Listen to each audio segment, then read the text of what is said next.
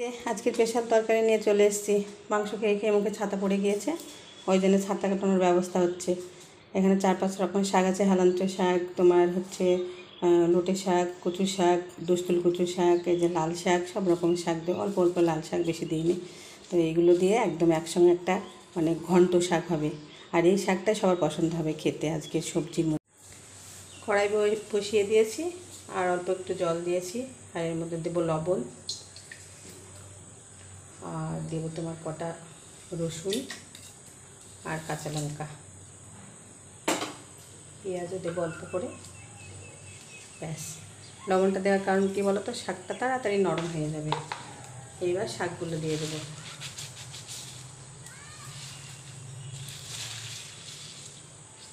এই শাকটা আমার খুব পছন্দের শাক, খুব ভালো লাগে। পাওয়া যায় না এখানে, অনেক কষ্ট করে খুঁটে নাটে এখানে ওখান থেকে তুলে নিয়ে আসলাম, অনেক কষ্ট করে তুলে নিয়ে আসলাম।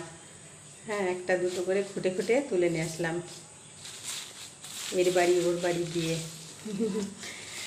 আগে গ্রামে ঘরে শাক প্রচুর থাকতো, কিন্তু এখন কী বলতো, এত ঘর বাড়ি হয়ে গেছে, শাক টাক বেড়ানোর জায়গায় নেই।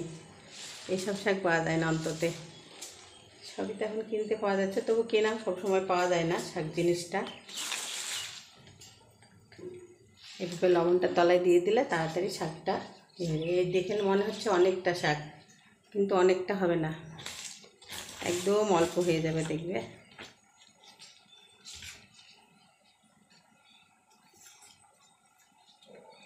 একটাও ফেলা যাবে না। এদিকে এদিকে পড়ে গিয়েছে, তুলে দিলাম। এইবার দিয়ে দেবো একটু ঢাকা দিলে পরে কী বলো তো, তাড়াতাড়ি নরম হয়ে যাবে শাকটা।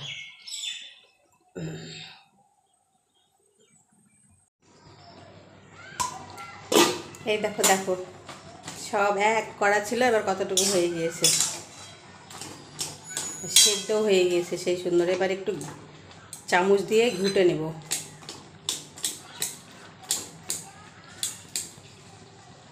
চামচ দিয়ে ঘুটে নেব। তার আগে এই যে একটুখানি ময়দাগুলা, এইটুকু ময়দা আমি জল দিয়ে গুলে নিয়েছি।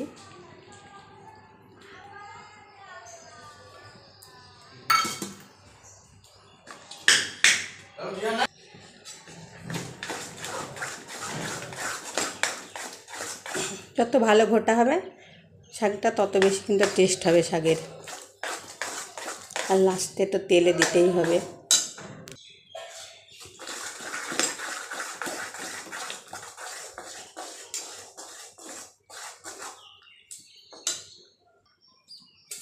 শাক ঘোটা হয়ে গেল, এবার নামিয়ে নেব। নামিয়ে এই কড়াটা ধুয়ে তেলে দেব।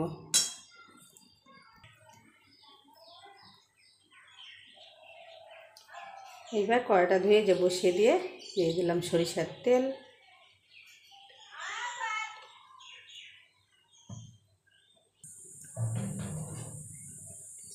দিয়ে দেবো রসুন থেতো, একটু বেশি করে দিয়েছি। দেখো রসুন থেতোটা, রসুন দিলে বেশি ভালো লাগে। আর দুটো শুকনো লঙ্কা, একটু পেঁয়াজ,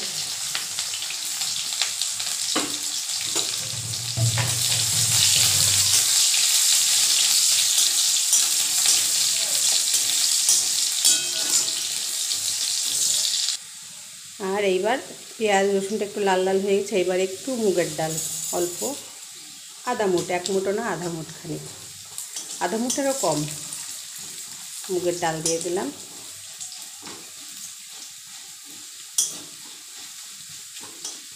একটু লালচে হবে, সঙ্গে সঙ্গে দেবো, বেশি পোড়ালে ভালো লাগবে না।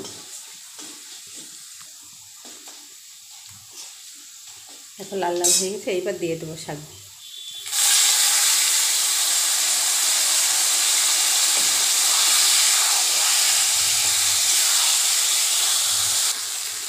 বেশি ফোটানোর দরকার নাই, এই তেলটা একটু ভালোভাবে মিক্স করে নামিয়ে নিলে হয়ে যাবে। এবার নামিয়ে নেব।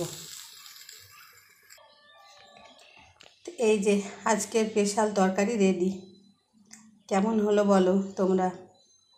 খেতেও তো সেই সুন্দর হয়েছে, আমি আগে দেখে নিয়েছি কেমন হয়েছে খেতে।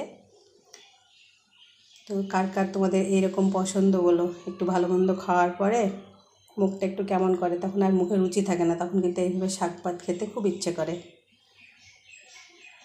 তো কেমন হয়েছে সবাই বলবে একটু।